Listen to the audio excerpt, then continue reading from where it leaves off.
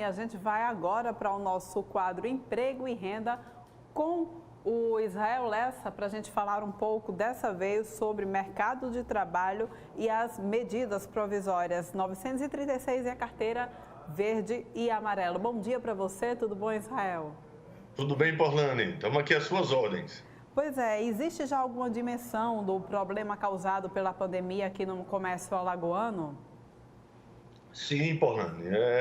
No estado de Alagoas, a quarentena já tem causado danos, muitos danos, né, ao comércio, né, e principalmente aos empresários, né, e muita dor de cabeça aos empresários e aos trabalhadores, né.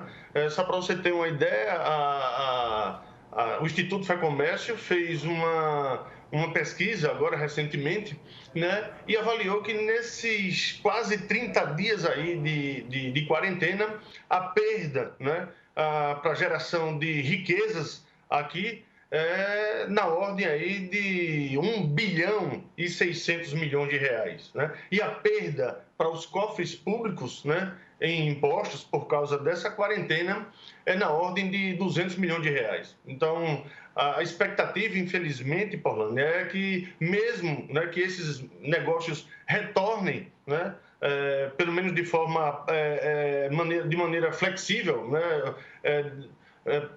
paulatinamente, né, a expectativa é que essa crise ainda vai perdurar um bom tempo, mesmo após o fim da quarentena, né? Muita gente vai ter receio aí de se manter em aglomerações e vai continuar seguindo as orientações sanitárias, né?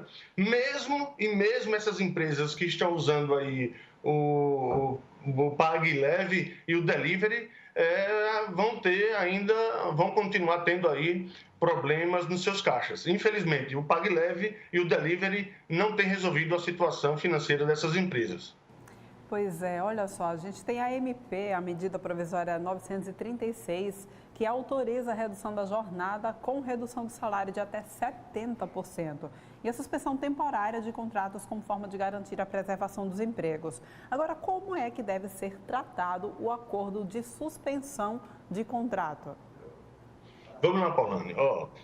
Houve uma decisão liminar, né, por parte, né, do ministro Ricardo Lewandowski, né, onde ele determinou que os acordos individuais, né, tanto de redução de jornada, como de redução de salários, como a suspensão dos contratos, fossem comunicados. Isso aí tem que prestar atenção, fossem comunicados aos respectivos sindicatos pelos patrões, né? Respeitando aquele prazo de 10 dias, né? E lembrando que isso aí é uma liminar. A corte ainda não julgou, pelo menos até onde eu sei, até ontem à noite, não tinha julgado, né, essa liminar, né? E enquanto não julga, né, tem que se manter respeitando essa decisão do ministro Ricardo Lewandowski. Pois é, agora a gente tem também os casos, né, dos profissionais que estão de repente de férias, são convocados pelo empregador a voltarem a trabalhar sob a justificativa de que o momento de pandemia exige que ele volte ao mercado, volte ao trabalho antes de que as férias terminem.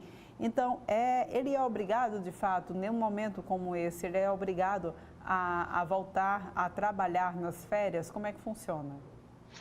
Não, Paulano, de jeito nenhum, né? Não tem nenhuma legislação hoje aqui no Brasil que determine o retorno, né, desses profissionais das suas férias. Agora, a medida provisória 927, ela diz o seguinte: em estado de calamidade pública, né, o empregador ele pode sim vir a suspender as férias de duas categorias: daqueles trabalhadores da área de saúde ou então das atividades essenciais, né? É claro que tem que respeitar aquele prazo de 48 horas, né, para avisar, né, para comunicar a suspensão dessas férias desses profissionais, né? E diferente disso, as outras categorias, né, não precisam de jeito nenhum suspender as suas férias para voltar à atividade, a não ser nesses dois casos.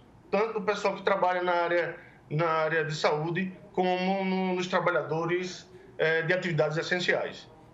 Pois é, a gente tem também, houve a aprovação, não é, Israel, a aprovação na Câmara dos Deputados da carteira verde e amarela. E aí, algumas coisas mudaram bastante com essa mudança.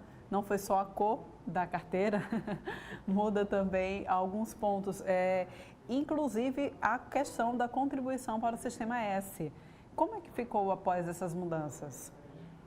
Orlane, olha, é um balde, né, se a gente pode dizer assim, um tonel de maldades essa carteira verde e amarelo, né, com vamos dizer assim, com a bandeira de que iria e que vai gerar empregos, principalmente para colocar os jovens no mercado de trabalho, né, a gente teria que fazer vários programas para poder falar ponto a ponto cada uma das maldades que estavam contidas aí, que estão contidas aí dentro dessa medida provisória que foi aprovada agora, no início da semana pelos deputados federais e que está sendo encaminhada lá para o Senado. Mas aí vamos lá. A primeira derrota para o trabalhador, uma das primeiras derrotas, uma das principais, é essa questão onde desobriga, né, as empresas de contribuir com o Sistema S.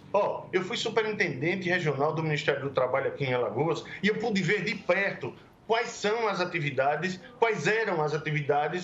desenvolvidas pelo Sistema S, SESI, SENAI, SESC, SENAC, SEBRAE, né? E o que eu vi, Orlando, durante os meus 5 anos de Ministério do Trabalho foi uma capacitação regular, né, para milhares e milhares de jovens, milhares e milhares de empreendedores aqui no estado de Alagoas. Então, se há irregularidade, e esse governo, ele veio com antes de assumir o governo, o Guedes já dizia que queria dar uma facada no Sistema S, ele, além de dar uma facada, ele vem retalhando o Sistema S passo a passo.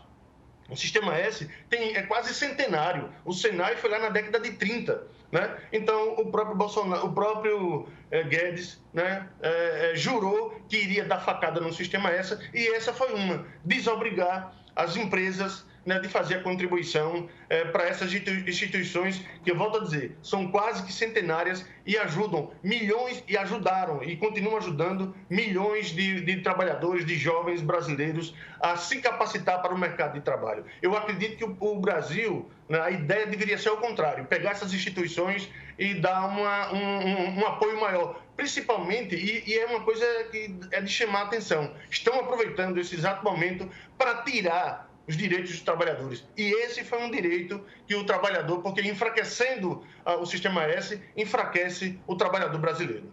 Pois é, ainda a respeito dessa MP da carteira verde e amarelo, a gente viu que a MP enviada pelo Executivo previa o desconto de 7,5%, né, do seguro-desemprego para fins previdenciários. O que os deputados decidiram, afinal?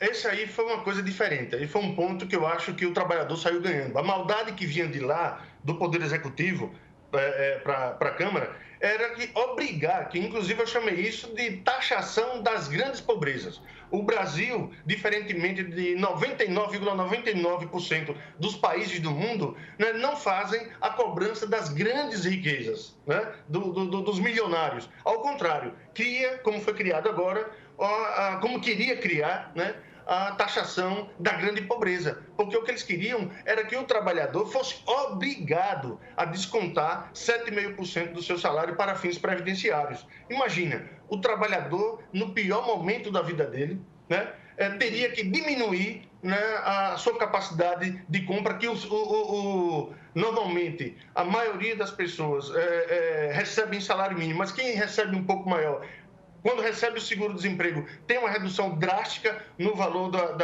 do recurso para manter a sua família, né? E o que aconteceu nesse exato momento foi isso: os deputados tiraram essa maldade e deixou a posição para o do trabalhador. O trabalhador é que vai dizer se ele quer ou não quer pagar, descontar do seu, não é salário, descontar do seu seguro-desemprego esse dinheiro para a Previdência, né? Então, o lado positivo é que, se ele descontar esse prazo, esse tempo que ele ficar recebendo o seguro-desemprego, na aposentadoria dele vai contabilizar como tempo de contribuição.